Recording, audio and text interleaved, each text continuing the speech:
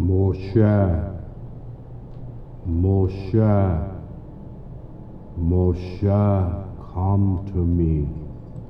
I am the God of Abraham, the God of Yitzhak, the God of Yaakov.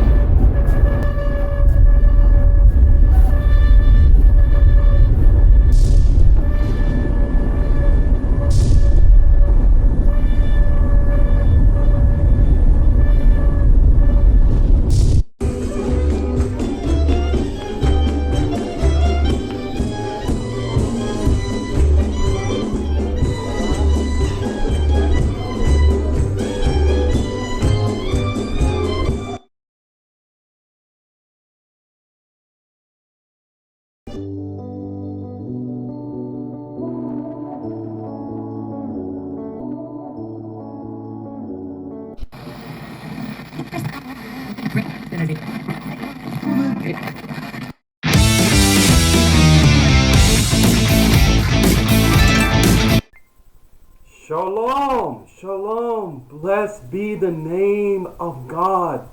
Blessed be is He for honoring me once again, for joining me at my man cave and my synagogue away from my synagogue.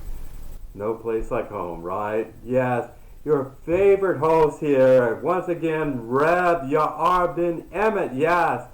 The community rabbi appointed by 80 righteous Orthodox souls in Uganda for Bethesda Synagogue. You heard about rabbis without borders? Wow. When people appoint you to be their rabbi, for no other reason because your love, tzedakah, and teaching them, sharing with them, rebuilding their synagogue, helping them to sustain themselves. And the people, so many people don't know what to be thankful for, but when you have nothing at all, a red-haired Caucasian Orthodox Hasidic Jew and Maryland of the United States of America reaching out in love to people he's never met before means volumes to these righteous people, right? Anyway, I want to just thank you again for joining us. Yeah, another exciting edition in the Torah Watchman show. We're going to journey again with another regular weekly Parshah study and analysis. We will be exploring the Torah teachings of the 5 books of Moshe once again. We will be also embellishing it with Talmudic and Midrashic studies from the sages of blessed memory. I hope you enjoy the show. I hope you have some popcorn. I hope you've invited some friends and family, because Torah Watchman show is not limited to continental United States. No. I have righteous Nohides in Andhra Pradesh, India. Yes, the southeastern part of India. They watch me, and I'm able to have closed captioning now in Telugu, their own language. I'm hoping one day I can close caption in Kalunga, which is, I believe, the native language, correct me if I'm wrong, of the Jews in Bethesda Synagogue in Uganda. Okay? It's not Swahili. No one there speaks Swahili. Anyway, God bless you. Let's get started. Our time is short and sweet. All I want to do is bless you the way God has blessed me. Parshah Vayelech. Yes, Vayelech is the first Hebrew word in this parashah. Chapter 31 of Devarim, or Deuteronomy. We're reading from verse 1 through verse 30. It's a very short parashah. In fact, we only have 2 more parashah, equally short, to wrap up this entire Torah cycle. And we're going to start all over again. Yeah, go to Bereshit. But what we're talking about, Moshe went. Where did he go? Well, he was going to various individuals, various groups of people. Approximately 3 million souls, more or less, was encamped within the areas of the kings of where the kings of Bashan were, King Og, in the land of Edom, in that area. They were right along, essentially where Jordan proper is today, right along that far eastern border along the Jordan River Valley. This is where they're encamped. They're about ready to cross. In fact, Moshe was going to remind everyone, primarily I would say the chief elders, about 70 judges more or less, the kind of micro Sanhedrin per se, the court system that was in place that Jethro recommended a long time ago, priest of Midian. So he was going to talk to his relatives, his cousin, because Aaron has passed on, his sister Miriam has passed on. Can you imagine the emotional attachment that Israel had to Moshe? He was like the grandfather of grandfathers. Probably something very similar to Rebbe Menachem Mendel Schneerson when everyone in Hasidim knew that he was about to pass away in a hospital in New York. Even after he passed away, people just could not believe they would never hear another sidra, another sermon from Rebbe Schneerson. This is how Israel was feeling at this time. Moshe did not look like he was dying. I mean, a lot of people, if a doctor said you're going to die this day, you have 24 hours to live, you would probably have visible signs there, you would probably be on life support, right? You'd be ready for cardiac arrest or ICU or something like that, maybe in a hospice, dying from pancreatic cancer, unfortunately, God forbid. But he looked, for 120 years of age, he looked wonderful. He really did. He looked as handsome as this, yes. His complexion was clear. He had a glowing face, remember, from the second encounter with Hashem on Mount Sinai when he received the second set of Ten Commandments. So, reading in verse 31, Moshe left his own tent, his own personal family tent, and then he went near the tent of meeting and walked through the camps of the 12 tribes. So I can imagine he went to the tent of meeting, essentially is the tabernacle. It's where the outer court there is where all the Jews are welcome to come there and talk and discuss things, get ready for animal sacrifices, maybe review certain things with Levitical priests that were assigned to the 12 tribes, more or less, but that was essentially as a court of discussing the social meeting place, per se. So he probably went there, he talked to the Levites first, probably discussed various things there, and when he was going to all these different people, he had within his hands the Torah scroll of Devarim. When you think about Devarim, again, as a Mishnah Torah, it's a summary, it's a synopsis of the previous 4 books, and that comprise a total 5-book canon of the Torah, of the books of Moshe. This is like his personal diary, essentially. Things that he was in his notes, he was writing down. God was telling him what to write down. Moshe wrote everything in the book of Devarim, everything in the 5 books of Torah he wrote, except the last 12 verses, more or less, in the end of Devarim, when Moshe actually died, and Yoshua actually wrote those 12 verses. Okay? So, moving forward here, Moshe is going throughout the 12 tribes. You can picture this. You had, radially speaking, you had the 12 tribes of Israel in a large circle surrounding the nexus, the tabernacle, the tent of meeting there. They had all the tents. I would imagine that the chiefs of every tribe would have a larger tent than all the others. They would have flags and banners and crests and things of that nature. So he went to each one of them, and I'm sure they were awaiting his arrival. He was like the VIP, You can imagine when the President of the United States or like Queen Elizabeth II just passed away, the dignitaries and things like this, people really stop what they're doing and pay attention, okay? They probably gave him the white glove treatment, laid out the red carpet for him, all kidding aside. But I think there was a preparation there leading to this moment, to his last day of life, that people knew that he could not be there forever. They felt the imminent priority to just leave that wilderness, that awful wilderness behind, wilderness of Zin, where their relatives passed away, wandering for 40 years, and starting in a new covenantal promise. God promised Israel that he would bring them out of Egypt into a better place, a better land. They took the scenic route, unfortunately, for 40 years. But the new covenant was, I will bring you out of the wilderness and bring you into the land. And it's transliterated El as Eretz to refer to the entire nation of Israel, which is actually Canaan at that time. So he broke the news with people that did not know it for sure. He told them, word of mouth, that he was passing away that day. Later, probably in the evening, after sunset, I would imagine. So this is probably early in the morning. He was talking to this.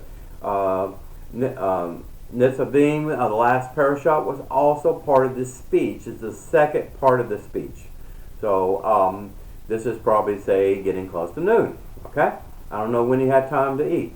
But anyway, he spent the entire day on his birthday, not a bunch of presents and not a lot of gifts and balloons and all the pomp and circumstances that some people do when you want to give a great farewell and someone's going away for good, he was spending this day through kindness and chesed and simcha and joy, by trying to impart every bit of love, care, and telling people not to worry. Don't let your heart be troubled.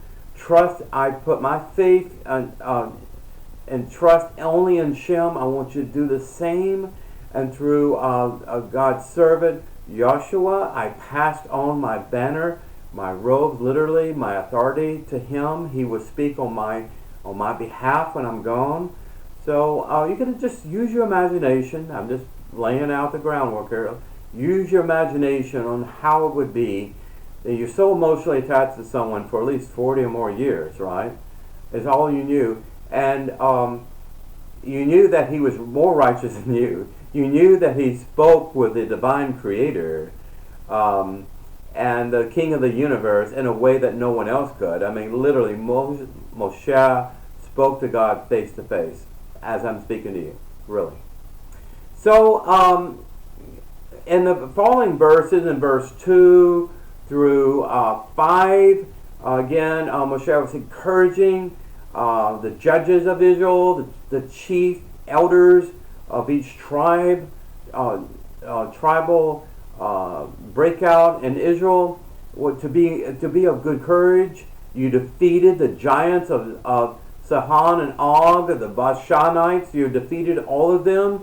God's angel went before you. Despite yourself, God went out and defeated people that were more evil than you, because it was time for them to be wiped out so you could move through their land and occupy it.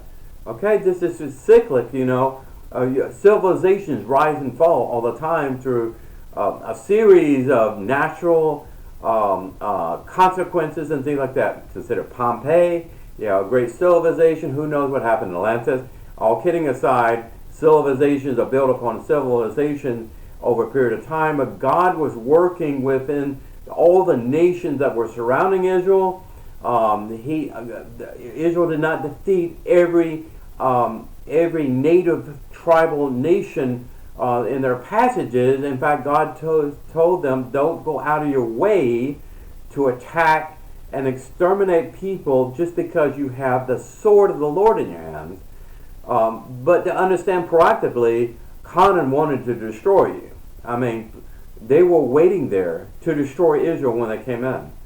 So they had hatred already vented and ready, war readiness per se. So God said, you have already defeated these nations before you even step forward and cross the river Jordan. So he said, be of good courage. Hashem will be with you. Be strong and courageous. Do not be afraid and do not be brokenhearted before them. For Hashem your God, it is He who goes before you, not me anymore. And Joshua is the human aspect of that will go before Israel in my stead. In fact, Moshe was actually admitting, you thought I was going before you and defeating the Amalekites and all the other nations, the tribal states, the Midianites, the Moabites, all of this. But it was God was doing the fighting. God was doing the warfare plan. God was doing the battle regiment.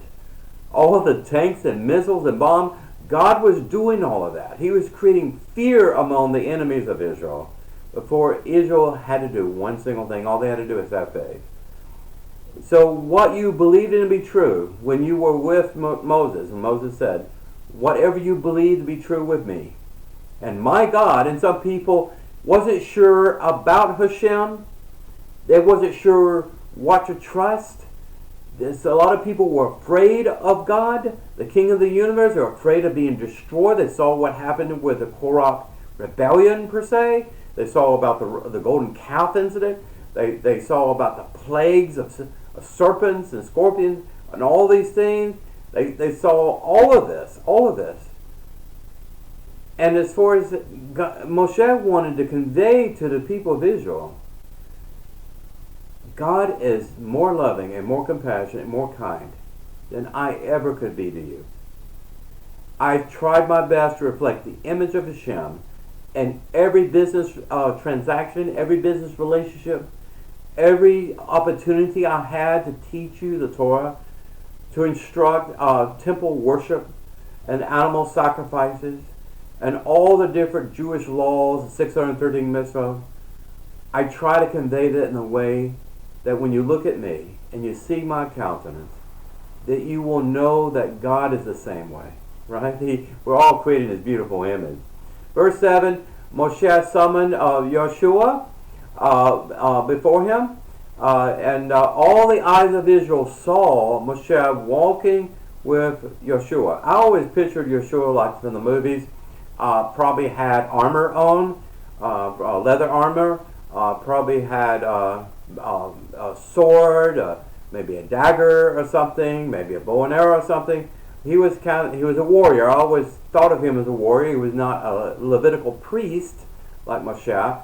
So you can imagine Moshe and Yeshua, the people of Israel, was watching what's going on there. Something is about to happen that's very historically important, and we better pay attention. So Moshe conveyed, again, be strong and courageous. And I imagine Yeshua was saying the same thing. Moshe was saying, it is God who goes before you. Even though you see Yeshua will be going in my stead, God is going to be the one going out before you. Like I said before, He will never forsake you. He will never forsake you. You don't have to compromise your values and standards and have fear in your heart and tribulation just because things get down on you, right? There will be times in your life in the land of Canaan that you feel it is insurmountable. Nations there, the giants of men, huge walled cities, but you would take them. You would take them out and you will occupy their own cities. You will break open their gates and enter their cities and establish your families and your children and their children's children. So in verse 9, Moshe wrote the last verses in the Torah, namely the Devarim scroll. I would imagine there was 5 scrolls in all. That was the aggregate of the 5 books. At this time, they all were kept in the Ark of the Covenant. He gave, when he finished writing in Devarim, the last words and that God was speaking to him. Moshe did not write one single word in there from his own opinion alone. God reviewed and edited that. When I was in graduate school, you had to have multiple peer-reviewed references to say to give a backbone or foundation of what you were establishing in your hypotheses and theories. Those vetted peers had to agree with what you're saying. That was a master data source. And essentially that's what Moshe was establishing here. So he actually formally handed the Torah scroll of Devarim or any other Torah scrolls he had. I don't know if he was reviewing them, making sure the letters were correct. I don't know. There's a huge review process. Anytime a new Torah scroll is created, is a mammoth, very expensive process. You cannot get it wrong at all, especially repairing an old Torah scroll. Who knows? But anyway, he gave it to the sons of Levi because it was actually, they were giving governance of the Torah because these were sacred parchments. And since they were the bearers of the Ark of the Covenant, and it's where the Torah scrolls would be kept in a safety deposit box. So Moshe commanded them, saying, at the end of 7 years, this is more establishing tradition here. This was codified before. We're talking about sabbatical years of 7 years. Certain things happen at the end of 7 years. What's important here in the context of the Torah scroll, I don't know if you knew this, but a righteous king is supposed to not only create new Torah scrolls, identical copies of previous ones, because the paper, the papyrus paper, whatever, breaks down, dementiates over a period of time. You need to create a coherent copy of that and make sure the letters, the words, the sentences, everything is correct, identical in every way. There's only a few kings that I can remember. King Hezekiah was the righteous of all kings that's ever lived and ever will live again.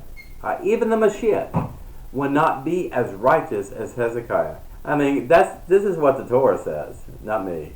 I think King Josiah possibly also did this, but this was a great mitzvah for a king as one of his ruling responsibilities. How many Bibles did Queen Elizabeth II and her 50-year rule? Right. I'm sorry, just had to throw that in. But anyway, this is very important, and it was actually a rule, a mandate, an expectation of a righteous king of Israel, Davidic king. This is also a supreme witness for a king or monarch with that kind of power to put first the righteous sacred books of the Torah before the people of Israel. It was a teaching book, and you can imagine the impact, the possible impact that could be for other people to follow when the king was doing this themselves. Okay? When the king said it was important, it was a formal edict, right? Hashem spoke to Moshe, behold, your days are drawing near to die. You know, the rabbis have said before, we don't talk too much about dying in the Torah and the Bible, but they say that when you go to sleep at night, this is when you come close to dying. Some people say that part of your nefesh, neshama, ascends to heaven for checks and balances. Maybe they check the pulse, they check the blood work and a white count or whatever. All kidding aside, checks the health of the soul before the rising of the next day. The sun rises the next day and you wake up, and the soul is rejoined with the goim soul component per se. Don't want to get too much into that, but essentially Moshe was reminded, and God's spirit was upon him, that as time is drawn near for you to die, probably the sun was getting low in the west. So Moshe and Yeshua went and stood in the tent of meeting. Now imagine at this time the tent of meeting was vacated. It does not say this, but imagine the cloud of God, the Shekinah glory that encircled the tent of meeting, the tabernacle, and the big pillar of cloud that was actually shaded Israel like an umbrella, shades us from rain and hot sun, and also was a fiery cloud, luminous, like phosphorus or something at night, to keep warmth and light over the people of Israel. It can get very dark in the desert with new moon, whatever, or if it's stormy or cloudy. So they saw this cloud beginning to move. It probably had rested for quite some time in one spot over the Holy Holies, but it actually rose from the tabernacle of the Mishkan and rose and sat over the tent of meeting where everyone can see. They may have even opened the tent of meeting to have the greatest visibility of all. I'm not sure. They were probably getting ready to tear down the tent of meeting because they were getting ready to cross the River Jordan. So maybe they had broken down some of the walls and opened it up as a speaking platform, like a bema. So behold, the cloud, the essence of God's nefesh, his neshama had descended upon that area and enveloping Moshe and Yeshua, so that God could speak privately to both of them. God was about to impart a prophecy to Moshe. So, behold, Hashem said, behold, you will lie with your forefathers, but this people will rise up and stray after other gods and foreigners of the land. When he says you will lay with your forefathers, he doesn't mean that he would be buried in Hebron, in the tomb of the patriarchs. What he says, you will lay in with your forefathers. In other words, he would descend from the earthly plane to the world beyond, the spiritual realm. Okay, the same place that Abraham, Isaac, and Yaakov were, and of course Sarah, and Rebecca, and Rachel, and others there. The patriots and the men and women there, the matriarchs. Well, he was going to be with them forever and ever. Okay, but God wanted to warn Yeshua and Moshe privately what the fate and destiny of Israel would ultimately be. God did not want the nation of Israel to know this until after Moshe had left. Moshe was building up Israel. God did not want them to be torn down, but understanding a future that they couldn't really understand at this time. They were just simply not spiritually mature to understand what was going to happen in the future. So Moshe reminded them that in the midst, there's a day coming. Israel will forsake God once again. They will annul the covenant that God had given Moshe. I think chapter 29, the last parashah. You read about that covenant when it says new covenant.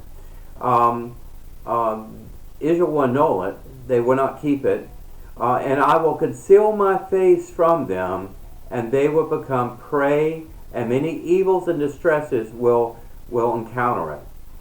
God's face is hidden from the majority of 14.5 million Jews today, or the rest of the world, the Gentile nations, today.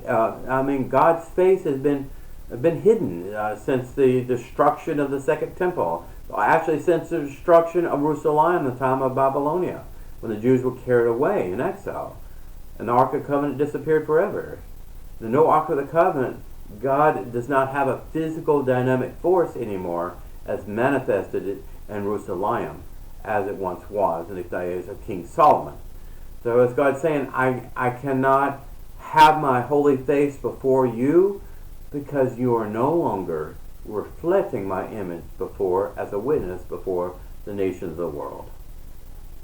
My anger will flare against Israel, and on that day I will utterly forsake them. I will release you to your adversaries, that you put faith and trust in their foreign gods.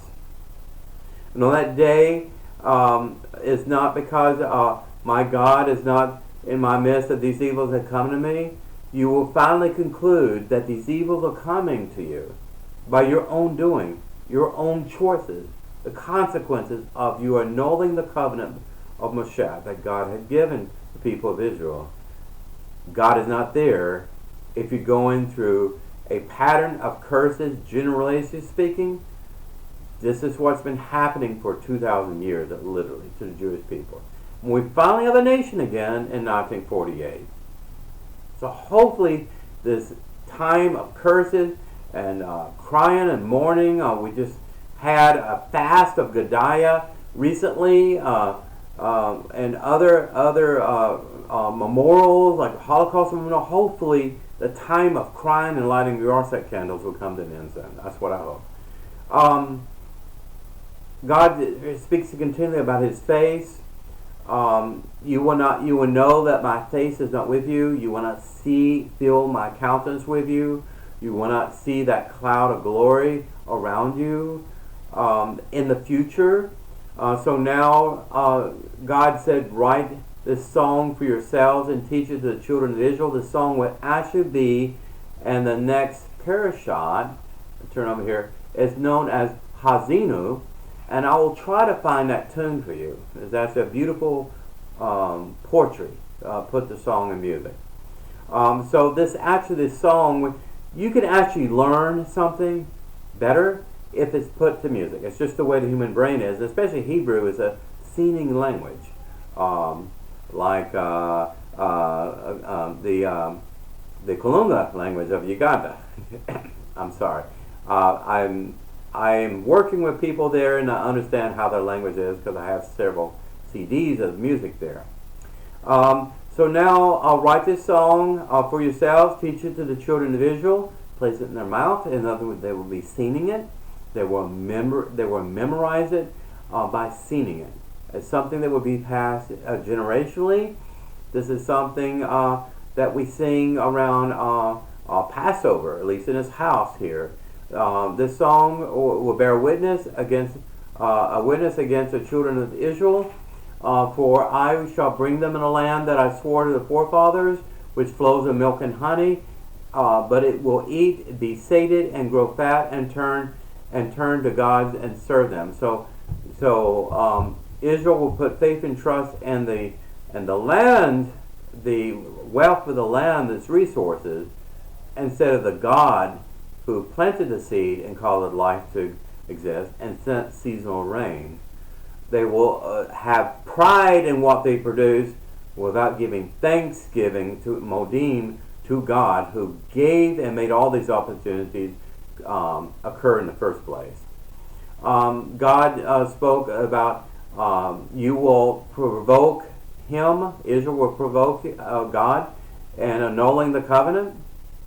So God will reserve the remnant unto himself, but the majority of people will be under the curse.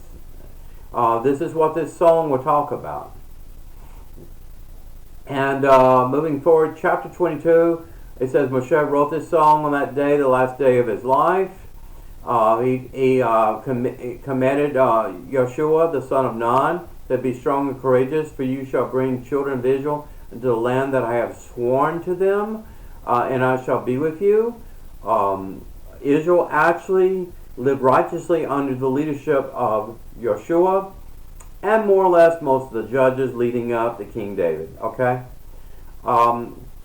Moshe commanded the Levites, the bearers of the Ark of the Covenant, take this book of the Torah and place it in the Ark of the Covenant. This is the canonized or sealed. I can imagine there was probably a wax seal on the Moshe. He took credit of all the writing of it and placed it in the Ark of the Covenant, gave it to the Levites for custody, safekeeping. For I know that after my death you will surely act corruptly, and you will stray from the path. Moshe said certain things to the Levitical priests. He did not say the rest of Israel, obviously, because they were keepers of the word, they were keepers of the sacrifice, they were keepers of halakha, they were keepers of the 613 mitzvot, and they were the teaching agents before all of Israel. Okay. So Moshe extended the final warnings here. If you do what's evil in the eyes of Hashem, to anger him through your handiwork. So, God wants to bless you, but if you do evil and you do not repent. I did a video recently that Jews do tell the truth, but they don't lie about doing wrong. But the point is that sometimes we get into a rut and we just don't know what to do as far as going toward the journey of teshuvah, forgiveness and redemption. And this is always an opportunity to leave that world of curses to go in the land of plenty, right? That's the way I look at it. So Moshe spoke these words of the song Hazino in the ears of the congregation of Israel until their very conclusion. I told you this would be short and sweet. To bring this all together here, it talks a little bit about life and death here. It talks about Moshe had full knowledge of when he would die.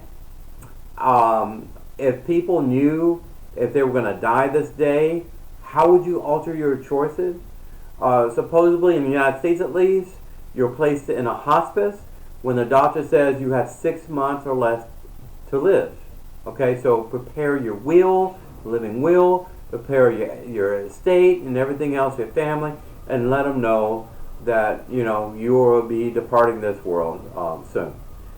But, you know, this is a situation where Moshe knew ever since God told him that you will not be going to the land of Canaan with Yeshua and the rest of Israel, because he lost his temper at the rock, you know, to produce the water. God told him you would not go. So you knew that it became terminal. He would die in that wilderness. He would not die in the promised land. And Moshe stopped pining over it and accepted it as a reality. And of course, on his birthday, he reached 120, and that's why a lot of people, we wish people at every birthday that you would live 120 years. Some people live very long, some people live very short. So it does talk about life and death here. It talks about the truth of living righteously, that you have the implication of living a long life, okay? And not only living a long life righteously, the righteous choices, but being healthy. Being healthy. Good things happen to bad people all the time, but you know, God would never leave you if you don't leave Him. That's just it. God's hands extended from the heaven for you all the time. He's always reaching out to you, always calling you. Like God called Moshe and Yeshua to the tent of meeting to have that private conversation there about prophecy for the future of Israel, for what you can do to prepare for it. If you know the reality of pain coming in the future, maybe you can mitigate that pain and suffering a little bit just by knowing that it's coming. Just like we had a great hurricane recently that went through Florida, very traumatic experience for many people, residents there in Florida in the United States. They knew it was coming. They had time to prepare. So sometimes it's better to know the inevitable, even though it's a bad future, than to be caught off guard. Okay, no one wants to be caught with their pants down, right? But anyway, this is Rabbi Ben-Emmett. I will always give you the light of truth. Think of me as the Torah Watchman show and my family. I could not do this without the loving support of my righteous Eshet Kyle, my wife, Shoshana Agos Woodward, and my little girl, Elior Shira. I just want to say I cannot do these things by myself, and I don't do these things in a vacuum. I don't do these things without your contributions and your input and your feedback. I try to be truthful in everything else. I am not politically correct.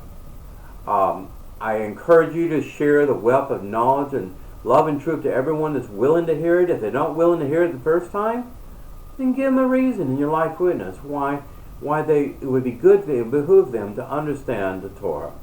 I am only a simple Jew. I want to be more righteous. Reading these books will give me knowledge to make more healthy choices. Just reading these books and having these sacred books in a room does not make me more sacred than anyone else. What makes me sacred and righteous in a midge is when people know that I love them more than myself. And I give charity and tzedakah. There's many, many people that don't know when the next meal will come. There's many nursing mothers that don't have milk to give to their children. Even the store shelves are bare in the United States for baby formula. So, there's always a reason to be thankful. There's always a reason to look forward for a brighter day, be optimistic, be cautiously optimistic, prepare for the future, prepare for the uncertain future. Don't let a scary future change and take away your joy. In Shabbat, we're commanded to be happy and joyful no matter what's happening in the world. Let the world do what it does. We only have so much control, right? We can control ourselves to some degree, and then we can control our immediate surroundings and our family. But we can't make people change. We cannot force or will on them, but you can give them knowledge to make better choices ahead.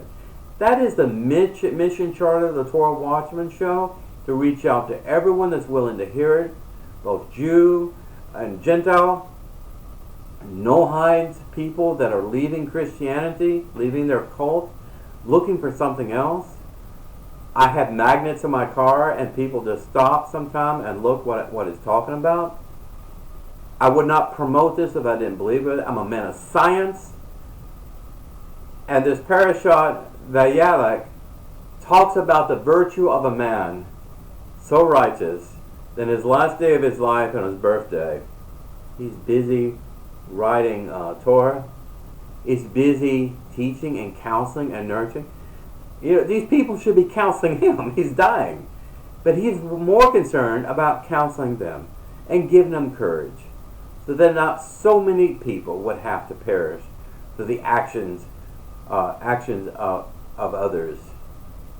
There's always a redemption thread in all of this. I will leave you with Sukkot, chapter 18, verses 20 to 23. Wonderful passage there of redemption. If you ever get confused about what I'm saying here, make it simple. I like to boil it down, the least common denominator, minimalistically. Read that prophecy there.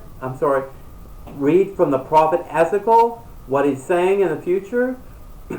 That the redemption is right there for you. It's present right now. All you have to do is reach out and take it. Also, understand before you make any other choice in your life, don't go to multiple gods. Don't go to multiple aspects of God. Don't put anything on God's face. Don't make God into a false image of your father or mother who treated you horribly. Don't be turned away from God because of what you feel inside, the self-hatred. Understand that in Yesaiah, in Isaiah, chapter 43, verses 10 and 11, God does not share his glory with anyone. God is your only Yeshua, the only salvation.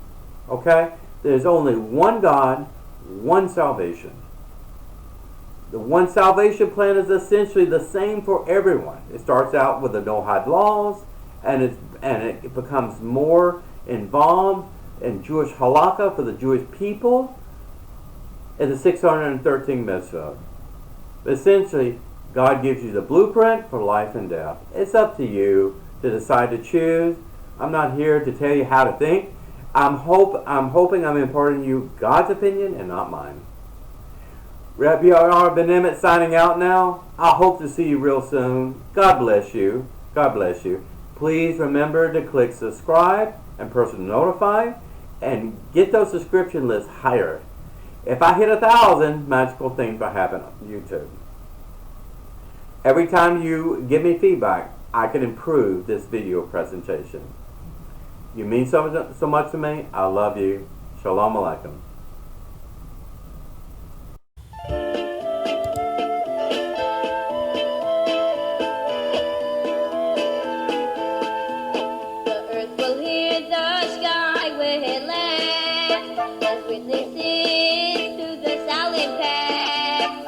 Has made with you and me, and our fathers throughout history.